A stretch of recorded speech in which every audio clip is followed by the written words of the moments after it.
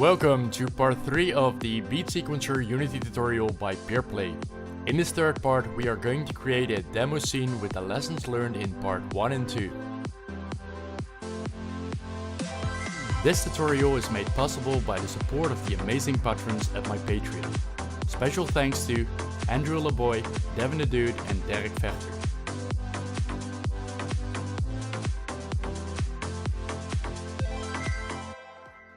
In this final free to watch part we are going to create this cool demo scene. I created some models that we will use to create our prefab. We will add behaviors to the prefabs to make them grow in the beat and change in their colors. While scripting the behaviors you will notice the need for a beat sequencer, which I will teach you how to create in a Patreon exclusive parts. To gain access to the complete tutorial you can become a peer patron. You will then learn all about creating a beat sequencer tool in Unity. To create the demo scene shown in the introduction of this video, we will be using two 3D models. You can download these models for free at my Patreon. The direct link to the corresponding post is in the description of this video. If you're using these models, then make sure to set the scale factor in the import settings to 100. We'll start by creating a prefab based on these two models, so drag and drop both these models in the scene. Now I created these models in Blender and I'm a complete noob with Blender, so it exported all sorts of stuff we don't need, so let's clean it up. So we need to get the cylinder from the tube and the block, so let's get this cylinder. I'm gonna rename this to block, and I'll get this cylinder and I'm gonna rename this to tube. Now let's remove these. Now let's select them both. And I'm going to set their position to 0, 0, 0, scale to 1, and rotate it at -90 degrees. Well, let's first create some materials for both these objects. So let's go to the assets folder, right click, create a new folder, and we're going to call this materials. And inside the folder materials, we're going to create a new material and I'll call this block. Let's duplicate this and let's also create one for the tube. Now I'm going to give this some color. I don't really care. The tube is going to be a different color. Now let's select the block, put that one on there, select the tube and put the tube material onto there. Now what I want for these models is that if I scale them in their y-axis, that they only scale upwards. To create this, I'm creating an empty game object that functions as a pivot point. So right click and create an empty, and I'm going to call this the block pivot. Now let's duplicate that and let's also create a pivot point for the tube. Now this is the model and this is the pivot point, so I'm going to make the model a child of the pivot point of block. And the tube will be a child of tube pivot. Now if I would scale the tube pivot in its y-axis, then you can see that it's getting scaled upwards but also downwards. And I don't want this to happen. Now to fix this problem, we simply select the child object of the tube pivot and we can set this at 0.5 in its y-axis. And now the bottom of this model will be the bottom from where we will scale. So now if I select the tube pivot and I'm scaling into its y-axis, we can see that it's only getting scaled upwards. Now let's do the same with the block as well. We'll set this at 0.5. And now we can individually change the block pivot and the tube pivot. Let's set the scale of the tube to 1.5 and the scale of the block to 1. Now I want the block pivot and the tube pivot to become one object, so I'm going to create another empty game object and I'll call this the hexa block. Now let's drag and drop the tube and the block pivot onto the hexa block, and now it's one object here. Now let's change the colors of the materials to the correct colors. So let's go to the tube and I'm going to set this to a very dark gray. Gonna set the metallic to full and the smoothness somewhere here. Now select the block and I'm gonna set this to gray as well, but a little less dark gray. I'll put this somewhere here. That's fine. Now we're going to add two different behaviors to the hexa block. The first one is we're going to grow it on the beat, and the second one is we're going to color it on the beat. So let's go to the hexa block, and we're going to add a component, and we're going to write a grow on beat, and we'll make a new script out of that. Now the second behavior we want to add is to color it on the beat. So let's add another component, and we'll type color on beat. Let's start by creating the grow on beat behavior. So let's open up that script. And we'll start by creating a public transform, and we'll call this target. And in this target we can specify on which transform we want to scale and grow on the beat. Now let's go to the start function, and we're going to say that if the target is equal to null in the inspector, then we're going to say that target is going to be this dot transform. So if we have selected a transform target in the inspector, then it will become the target. And if we haven't selected anything, then the target will become the transform that this script is running on. Now let's script out the behavior of the grow on beat. And we'll start by creating a header. So we can see in the inspector this header, and we'll call this behavior settings. What I'm going to make is that when there is a beat, the transform will be scaled to a certain height and then smoothly fall back to its initial size. So let's create a private float, and we're going to keep track of its current size. Now we want to specify its grow size and its shrink size, so let's create a public float, and we'll call this grow size, and we'll add also a shrink size. Now once the current size is becoming the grow size, we want to let this fall back towards the shrink size, and for that we need another float. So let's create a public float, and we'll call this the shrink factor. Now I want to make a range of this float, so let's type range between 0.8f to 0.99f. So what we'll do in the update is we're going to multiply the current size by the shrink factor, and because the shrink factor is below 1, it's going to become a smaller and a smaller and a smaller amount. Let's set the current size in the start function to become the shrink size. So we'll say current size is the shrink size. Now in the update we're going to apply the current size to the y-axis of the local scale of the target transform. So we're going to talk to the target.local scale is becoming a new vector 3, and that will be the target.local scale.x. This is becoming the current size, and the z value will become the target.local scale.z. Now let's make the shrinking work. So we're going to add an if statement. If the current size is greater than the shrink size, then the current size is going to be multiplied by the shrink factor. And else we're going to set the current size to become the shrink size. Now we still need to create a function to make this grow. So let's create a new void, and we'll call this grow. And the only thing we need to do in grow is we're going to set the current size to become the grow size. Now we want to run this void when there is a beat. So we need to check for the beat. So let's create another void, and we'll call this check beat. And let's run the check beat in the update. So we're going to say check beat. Now this is what this tutorial is all about.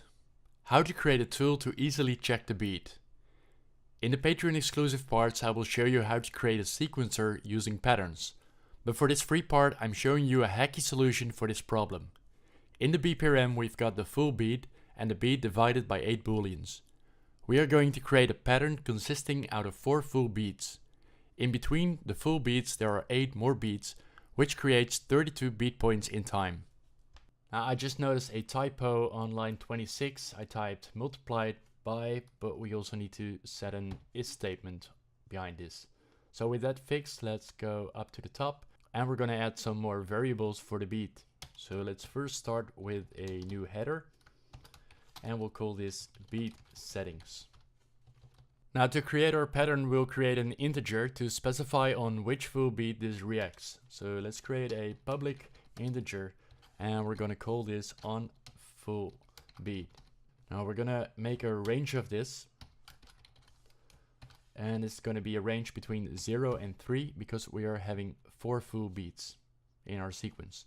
Now we'll also add an integer array in which we can specify multiple in between beats. So let's create a public integer array and we'll call this on beat divided by 8. And we're going to make a range of this as well, and this is going to be a range between 0 and 7 because we can set 8 different beats in between. Now the final thing we need is an integer to keep track on which of the full beat counts we are at. So let's create a private integer and we'll call this the beat count full. Now let's use these variables in the void check beat. Now first we're going to set the beat count full to become the modulo of the beat count full in the bprm. So we're going to say beat count full is the bprm dot beat count full modulo 4. And this will make sure that our beat count full will loop in 4 steps. Now we'll create a for loop with the length of the onBeat divided by 8 integer array.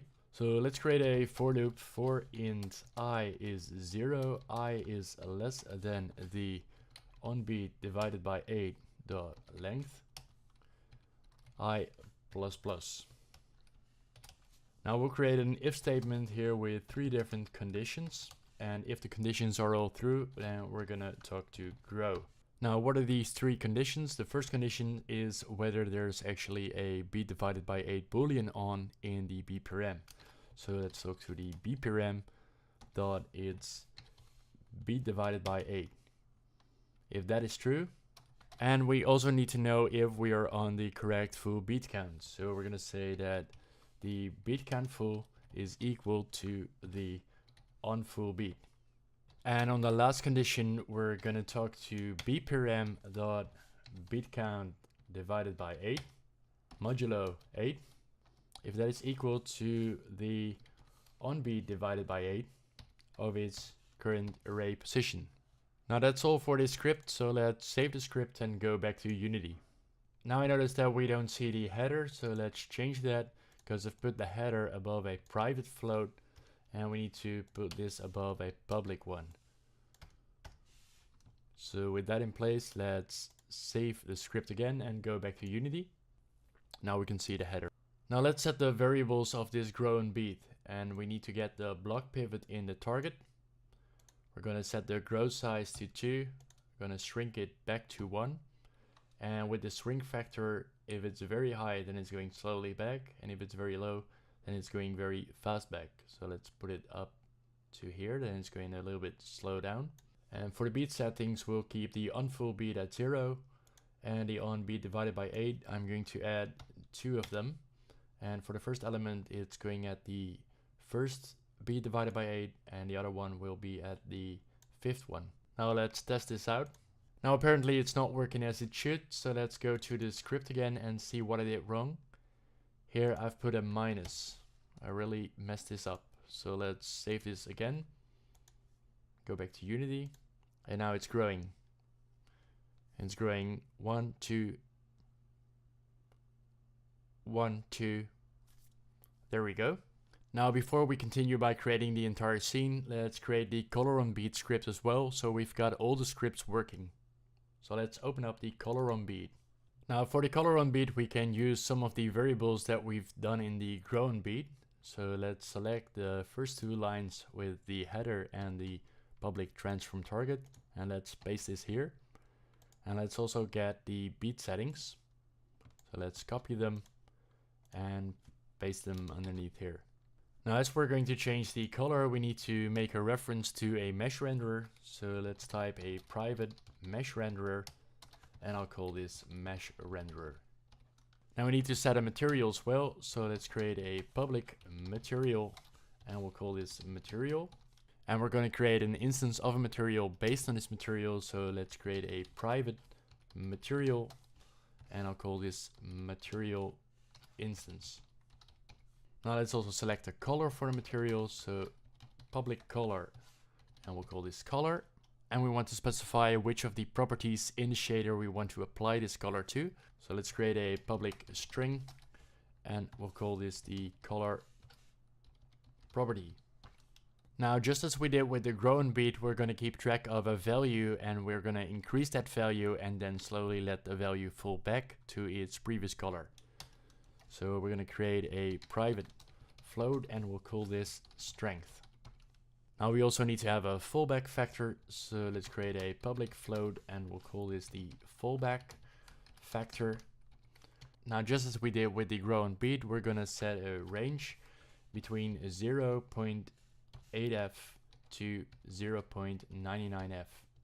And the last thing I'm going to add is a color multiplier. So let's create a public float, and I'll call this the color multiplier. And I'll set a range of this between 1 and 4. Let's go to the start function. Now we need to get the mesh renderer of the target object. So we're going to check on the target if that is not equal to null. So if we've selected something in the target, we're going to set the mesh renderer to become the target.get component of its mesh renderer. Now else, if it's empty, then we're going to set the mesh renderer to become get component mesh renderer. Now at the start, the strength is going to be 0. We're going to create a new material instance. So we'll say a material instance is going to be a new material based on the material that we selected in the inspector. Now on this material instance, we're also going to enable a keyword, and that is going to be the emission keyword. This makes sure that if we're using the emission, then this has been ticked on in the shader to use that. Now we're going to set the mesh renderer its material to the instance of the material. Now onto the update. Just as we did in the grow and beat, we're going to do an if statement on the strength. If the strength is above 0, then we're going to set the strength multiplied is going to be the fallback factor. Else, strength is becoming 0 again. Now here we want to do the check beat, so let's go to the grow and beat, get the void check beat, let's copy that and paste this here. So here we're going to check on the beat. Now instead of the function grow, let's create a void, and we'll call this colorize. And in the colorize, we'll say that the strength is becoming 1. Now in the check beat, we're not going to talk to the grow, but we're going to talk to colorize. Now the only thing we need to do is to set actually the color to the material instance. So let's talk to the material instance dot set color, and we're going to talk to the string property of the color property,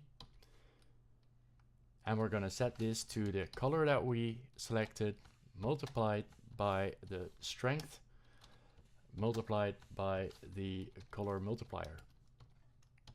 Now that's it for this script, so let's save the script and go back to Unity, and hopefully I didn't make any errors. Nice, no errors. So for the color on beat, we're going to select the target block, not the block pivot, because the block is containing the mesh renderer. Now for the material, let's go to the materials folder and select the block material and drag and drop that into here. Now let's change the color to something else, so something like blue. We'll set the fallback factor to about the same as the grow and beat, and we can select a color multiplier here as well. Now I almost skipped this, but we need to fill in here the shader property.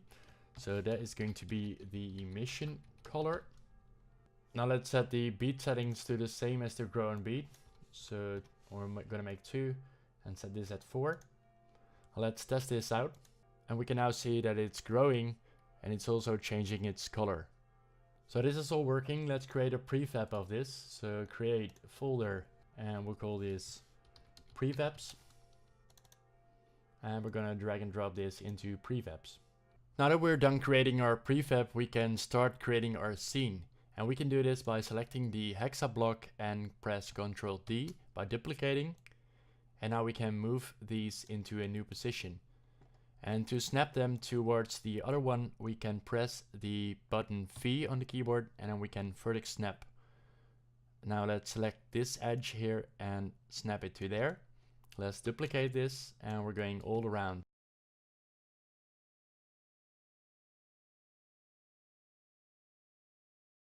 Now we've got some kind of a flower, so let's call this a flower. So create an empty game object and we're gonna call this hexa flower.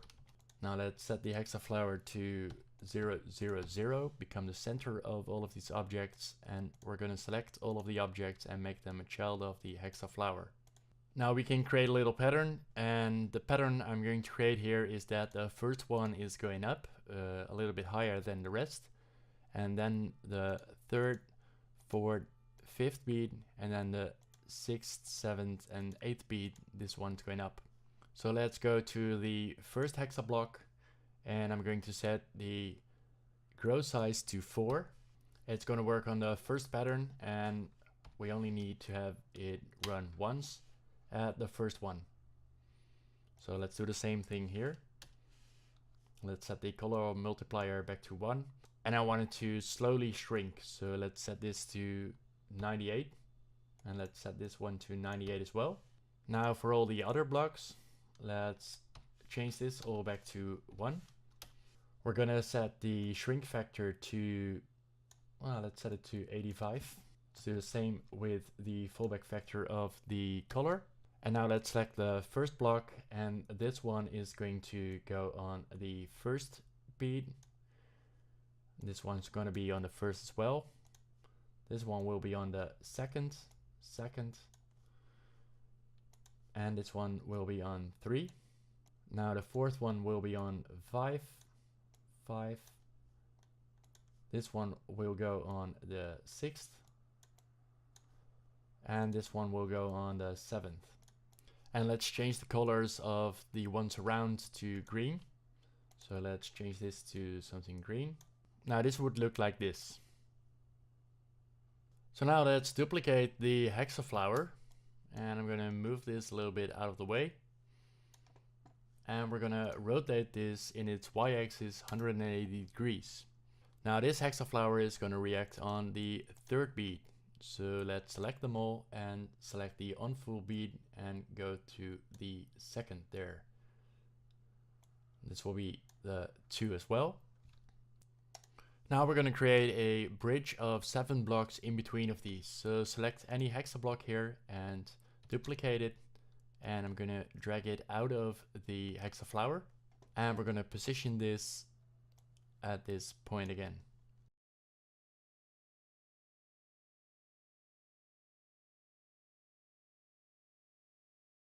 Now with this bridge in place, let's select the middle one, and we're going to create an empty object on the position of the middle one, and I'm going to call this a hexa bridge. Select all of the hexa blocks here, and we're going to put them on the hexa bridge. Now let's go to the hexa flower 1, and I'm going to position this to the correct position here. Now the hexa bridge are going to function on the first or the second actually, so on full beat 1. This is going to be on full beat 1 as well. And this little loop will be 0, 1, 2, 3, 4, 5, 6, 7. So let's create that. So the first one is going to be at 0. The second one is going to be at 1. The third one is going to be at 2. The middle one is going to be having a size of 2. and it's going to be on 3 and 4. This one will have a size of 2 as well on 3 and 4. Now the next one will be on 5, 5, 6, 6, and 7, 7. Now let's actually change these colors to something else. So let's make them red. And now we can duplicate this bridge again. And let's move them into another position. Let's rotate this back to 0. And let's put them in the correct position. So press V and put it here. And now this hexa bridge is going to be on the last beat. So let's set the on full beat to 3. And now let's see if this pattern works. So we can see that it's going all around and it's taking the beat into account. Because if we change the beat to something higher, we can see that it's working on that beat as well. Now let's change the camera position. So I'm going to put the camera back at 0 in the center. I'm going to rotate this.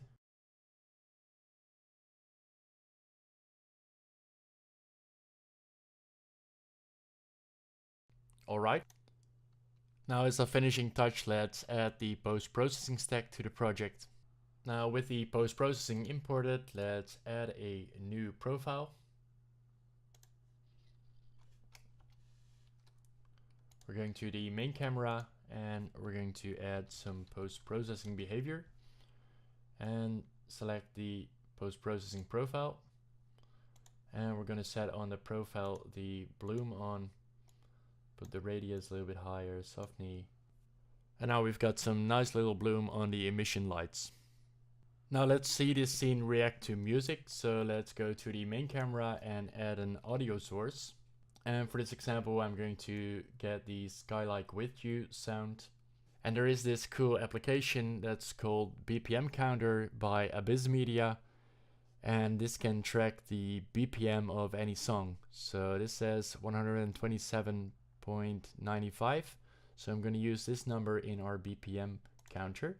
So let's go to BPM. I'm going to set this to 127.95. Now let's check out the result of the demo scene with music on the beat.